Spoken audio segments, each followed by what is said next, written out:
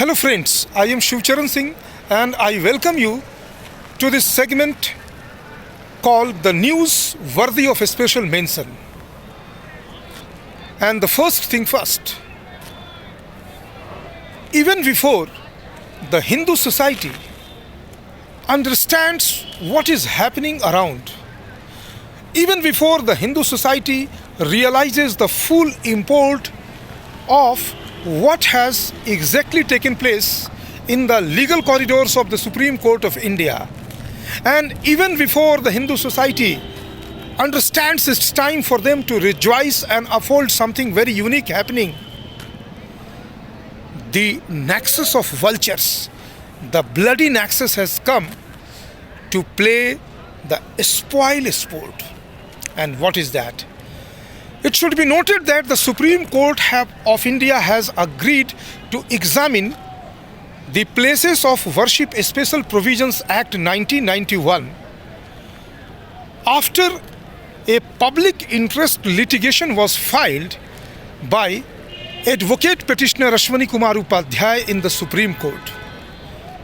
That in itself is a big development, a great development, a historic development.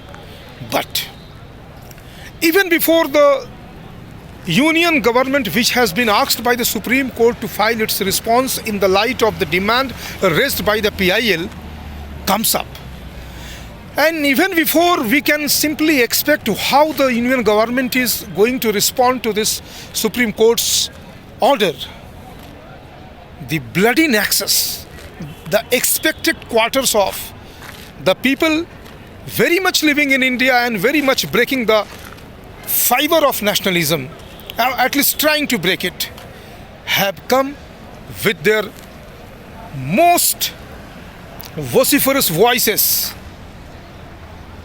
with their pandemonium over everything good, with their noises over every national voice, demanding what has been demanded in the PIL should not be met at all. And so, friends, it should be noted that the PIL filed by the Advocate Petitioner Ashwani Kumar Upadhyay asks the Supreme Court to examine means reconsider, and in the aftermath of reconsideration, that act should be annulled and it must go.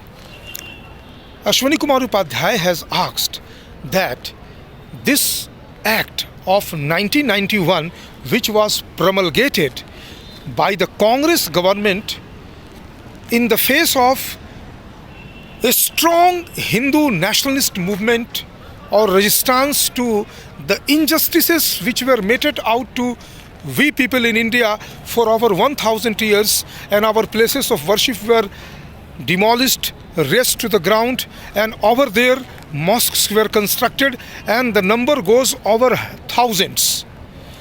Now the question is, time and again there were many such demands asking for the reclamation of just three, including the Shri Ram Janmabhoomi, Mathura and Kashi.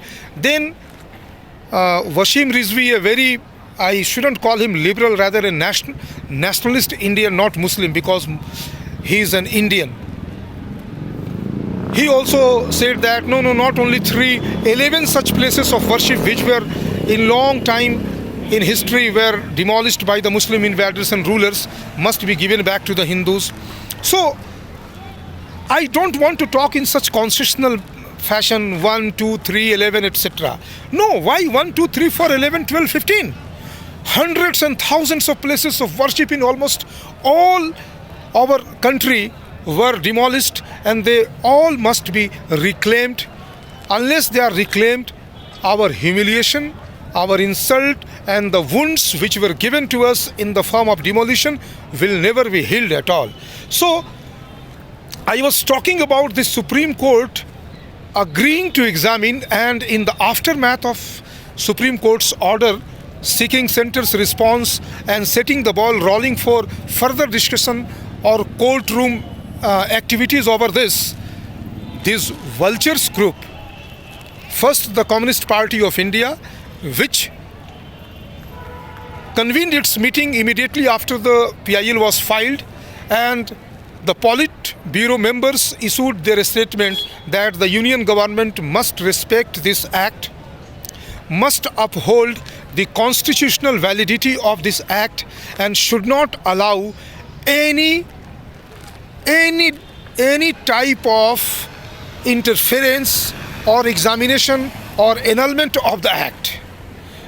And it was just expected that after the CPIM, the Congress will come, other regional parties will come, all the regional parties, those who look forward to seeking minorities vote, particularly the Muslim vote, will start speaking.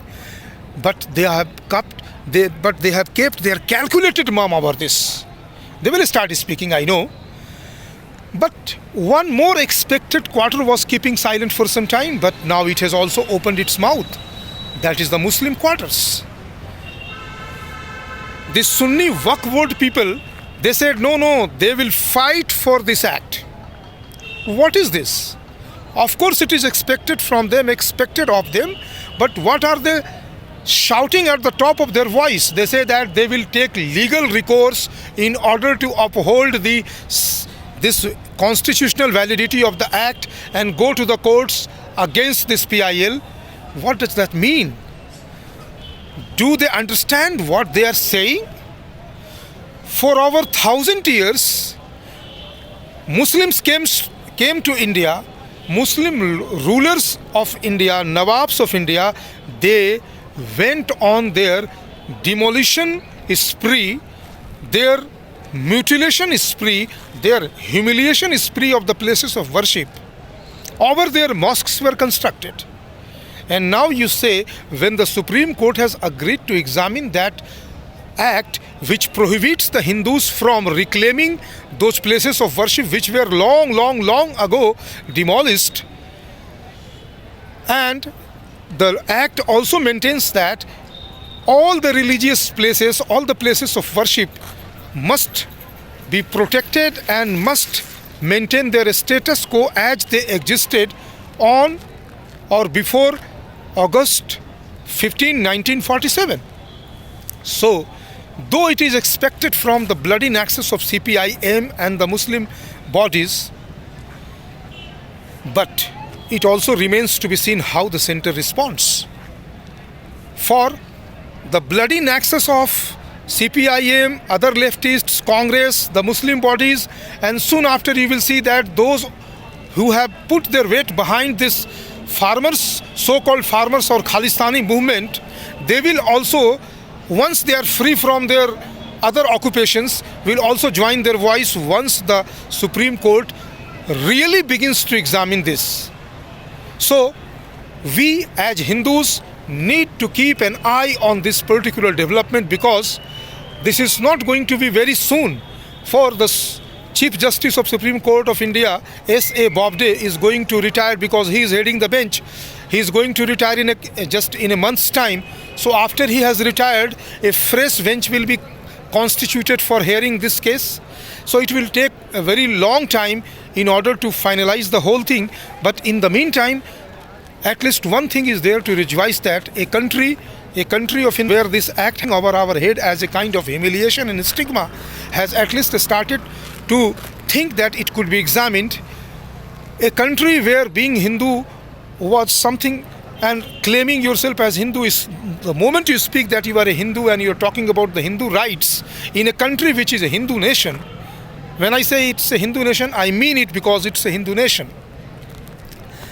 We don't need any kind of constitutional proclamation over this. We are Hindus and we are a Hindu nation. So, I think we need to keep an eye over this, because some positive developments have started to happen, and these happenings will pave way for more such happenings.